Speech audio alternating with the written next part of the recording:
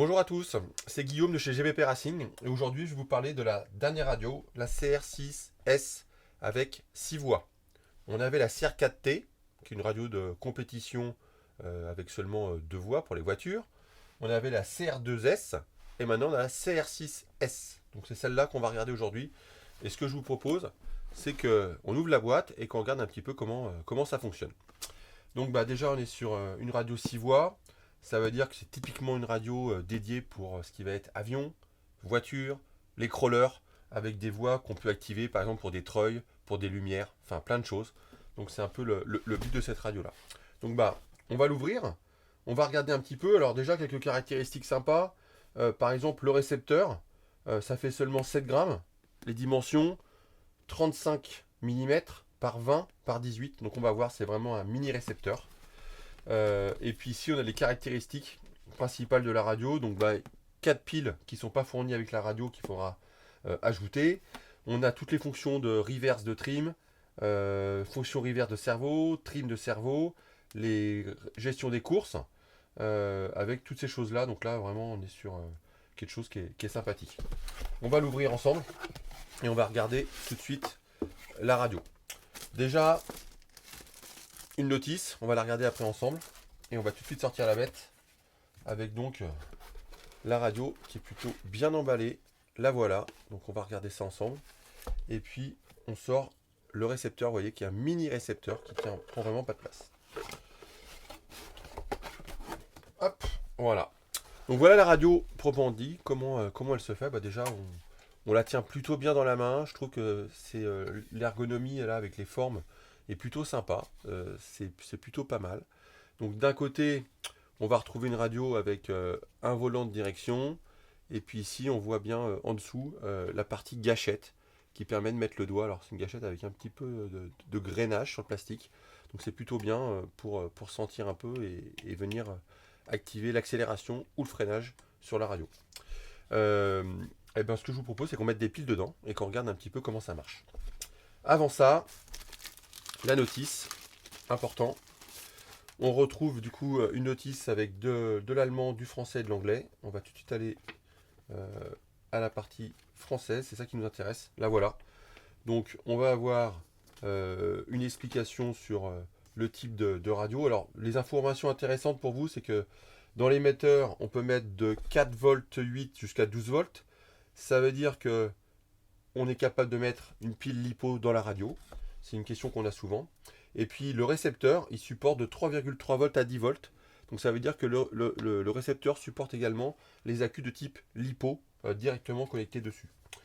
On va regarder ça après. Donc il y a les fonctions de canal, le fonctionnement de la radio, on va mettre les accus, le parti paramétrage de la radio. Et puis derrière, on a aussi le mode mix pour régler, par exemple, venir assembler 2 moteurs, par exemple sur un bateau. Donc on va faire ça ensemble, mais la notice, c'est important de la garder.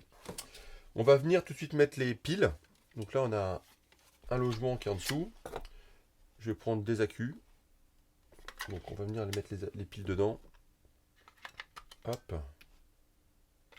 Donc on respecte les polarités. C'est marqué dedans, on ne peut pas se tromper. Je referme.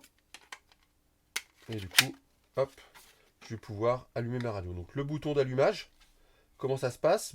Il est tout simplement sur le côté ici, on-off. Ensuite, vous avez ici en bas la channel 4 pour venir avec 3 positions, par exemple pour un treuil ou une lumière.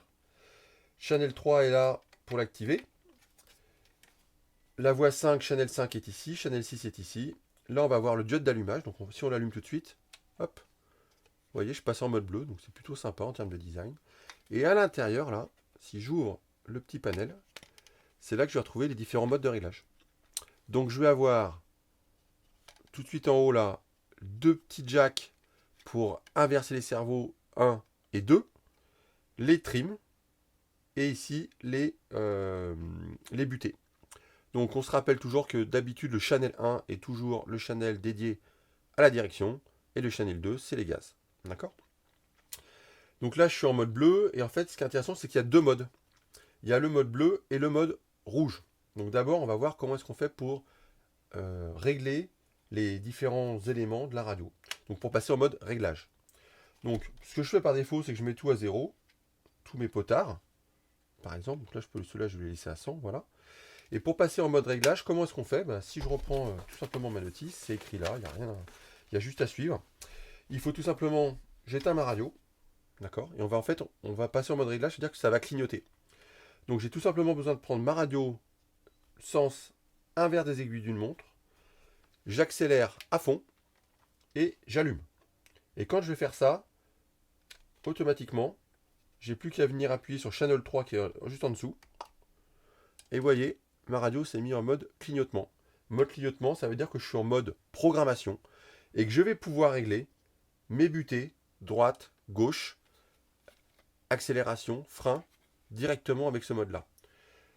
Je peux aussi aller plus loin. J'ai réglé les voies 1 et les voies 2, mais je peux aussi aller plus loin en réglant carrément les voies, je dirais ici, comme c'est bien expliqué, les voies 3, ici, et les voies 4, grâce aux potards qui sont là. Donc les deux potards du bas, ici et ici, sont les potards pour régler les voies 3 à droite, et voie 3 à gauche, pardon, et voie 4 à droite. Donc en fait, tout ce qui est en haut, c'est voie 1, voie 2, et là, voie 3, voie 4. Et une fois que j'ai fini mon réglage et que je suis bon, je rappuie sur Channel 3, et vous allez voir, hop, ça s'est arrêté de clignoter. C'est-à-dire que mes réglages sont terminés. Et c'est sauvegardé dans la radio. J'éteins, je rallume, je passe bien ici dans le mode bleu. Donc là, je suis dans le bon mode de fonctionnement, et je peux commencer à jouer avec mon modèle. Si je veux passer dans un mode de type, je dirais, mix, donc par exemple connecter deux moteurs sur un bateau ou sur un avion, par exemple, eh ben, je peux tout simplement changer de mode. Donc comment je fais? Eh ben, cette fois-ci, je fais à l'inverse, c'est-à-dire que je me mets directement vers l'avant et je mets la gâchette non pas vers l'arrière, mais en mode frein maximum. Et si je rallume, pardon, au-dessus, hop, je relâche la direction. Et cette fois-ci, j'accélère à fond. Regardez ce qui va se passer. Hop, ma radio est passée en rouge. C'est-à-dire que je suis en mode mix. Ça veut dire que en fait, j'ai activé la voie 1 et la voie 2 ensemble pour par exemple alimenter deux moteurs sur un bateau. Et ce que je vais savoir faire, c'est que cette fois-ci, mes deux potards qui sont ici, les potards du haut et les potards de droite et les potards de gauche, me permettent de gérer le sens de rotation de mes moteurs, si je veux les inverser, ou si je veux régler la puissance. Donc là, je suis dans le mode mix. Et après, j'ai les autres voies pour venir gérer, je dirais, mon gouvernail ou par exemple le reste.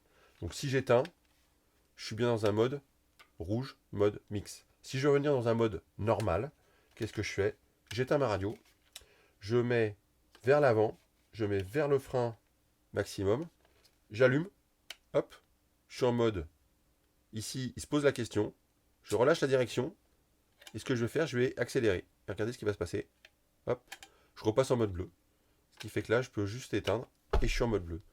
Voilà, donc je vous ai tout simplement montré comment est-ce qu'on faisait pour passer d'un mode à l'autre, pour avoir un mode normal ou un mode mix, et cette fois-ci coupler le canal 1 et le canal 2 ensemble.